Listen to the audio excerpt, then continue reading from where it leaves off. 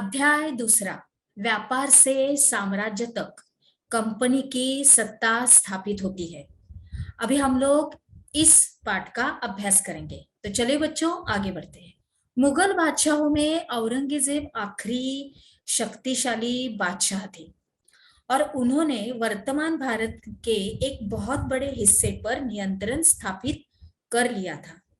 1707 में 1707 में उनकी मृत्यु के बाद बहुत सारे मुगल सूबेदार और बड़े बड़े जमींदार अपनी ताकत दिखाने लगे थे। उन्होंने अपनी क्षेत्रीय रियासतें कायम कर ली थी।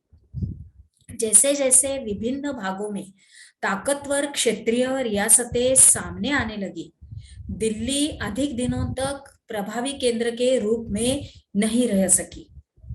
18वीं सदी के उत्तरार्ध तक राजनीतिक क्षितिज पर अंग्रेजों के रूप में एक नई ताकत उभरने लगी थी। क्या आप जानते हैं कि अंग्रेज पहले पहले एक छोटी सी व्यापारिक कंपनी के रूप में भारत आए थे और अंग्रेज यहाँ के इलाकों पर कब्जे में उनकी ज्यादा दिलचस्पी भी नहीं थी अंग्रेजों की। तो फिर ऐसा कैसे हुआ कि एक दिन वे इस विशाल साम्राज्य के स्वामी बन बैठे? और इस अध्याय में आप देखेंगे कि यह कैसे हुआ। देखते हैं, चलिए। पूर्व में ईस्ट इंडिया कंपनी का आना।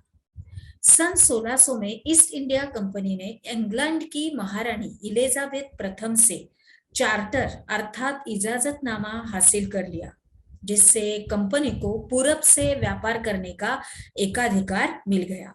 और इस इजाजतनामे का मतलब यह था कि इंग्लैंड की कोई और व्यापारिक कंपनी इस इलाके में ईस्ट इंडिया कंपनी से होड़ नहीं कर सकती थी और इस चार्टर के सहारे कंपनी समुद्र पार जाकर नए इलाकों को खंगाल सकती थी। वहां से सस्ती कीमत पर चीजें खरीद कर उन्हें यूरोप में ऊंची कीमत पर बेच सकती थी। कंपनी को दूसरी अंग्रेज व्यापारिक कंपनियों से प्रतिस्पर्धी का कोई भी भय नहीं था और उस जमाने में वाणिज्यिक कंपनियां मोटे तौर पर प्रतिस्पर्धा से बचकर ही मुनाफा कमा सकती थी।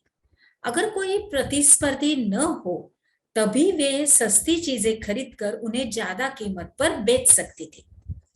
आगे बढ़ते हैं बच्चों।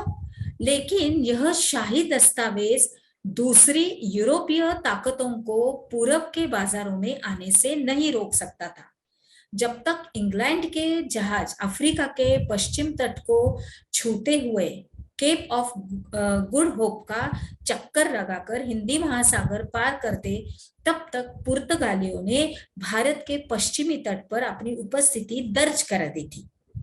अभी वे गोवा में अपना ठिकाना बना चुके थे और पुर्तगाल के खोजी यात्री वास्को द गामा ने ही 1498 में पहली बार भारत तक पहुंचने के इस समुद्री मार्ग का पता लगाया था। 17वीं शताब्दी की शुरुआत तक डच भी हिंद महासागर में व्यापार की संभावनाएं तलाशने लगे थे। कुछ ही समय बाद फ्रांसीसी व्यापारी भी सामने आ गए।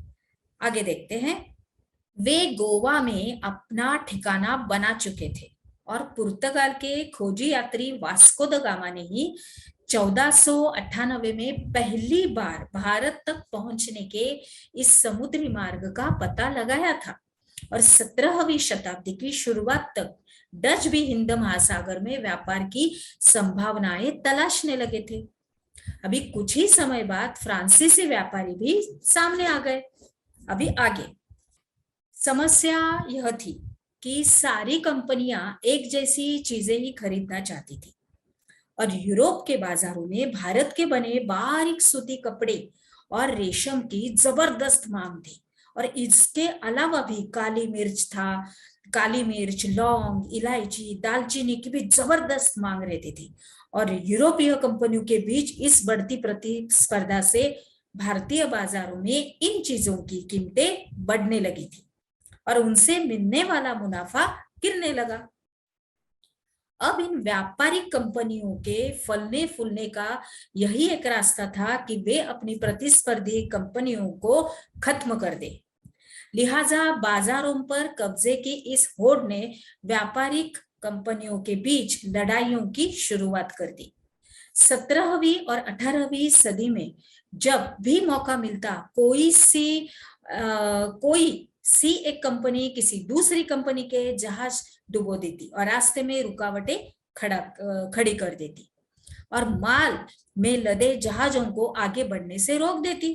अभी यह व्यापार हथियारों की मदद से चल रहा था और व्यापारिक चौकियों को किलेबंदी के जरिए सुरक्षित रखा जाता था। अपनी बस्तियों को किलेबंद करने और व्यापार में मुनाफा कमाने की इन कोशिशों के कारण स्थानिक शासकों से भी टकराव होने लगे और इस प्रकार व्यापार और राजनीति को एक दूसरे से अलग रखना और कंपनी के लिए मुश्किल होता जा रहा था। अभी आइए देखें कि यह कैसे हुआ। ईस्ट इंडिया कंपनी बंगाल में व्यापार शुरू करती है। पहली इंग्लिश फैक्ट्री 1651 में हुगली नदी के किनारे शुरू हुई। अभी कंपनी के व्यापारी यहीं से अपना काम चलाते थे और इन व्यापारियों को उस जमाने में फैक्टर कहा जाता था और इस फैक्टर में वेयर हाउस था जहां निर्यात होने वाली चीजों को जमा किया जाता था और यहीं पर उसके दफ्तर थे जिनमें कंपनी के अफसर बैठते थे।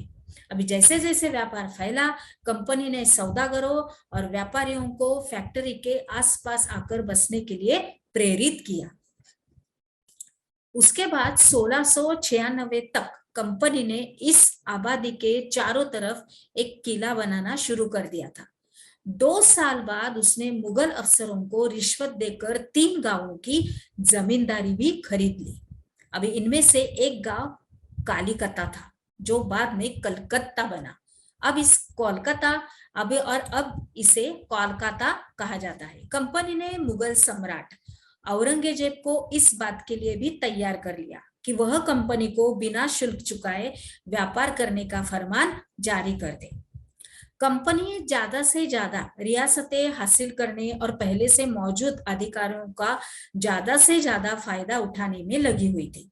अभी उदाहरण के लिए अगर हम लोग लेंगे तो औरंगजेब के फरमान से केवल कंपनी को ही शुल्क मुक्त व्यापार का अधिकार मिला था और कंपनी के जो अफसर निजी तौर पर व्यापार चलाते उन्हें यह छूट नहीं थी, लेकिन उन्होंने भी शुल्क चुकाने से इनकार कर दिया। अभी इससे बंगाल में राजस्व वसूली बहुत ही कम हो गई और ऐसे में भला बंगाल के नवाब मुर्शिद कुली खान को विरोध क्यों न करते। आगे देखते हैं हमने क्या सीखा। इसके अंतर्गत फैक्टर किसे कहते हैं, इस प्रश्न का उत्तर आपको अपनी नोटबुक में लिखना है। तो चलिए बच्चों आगे बढ़ते हैं।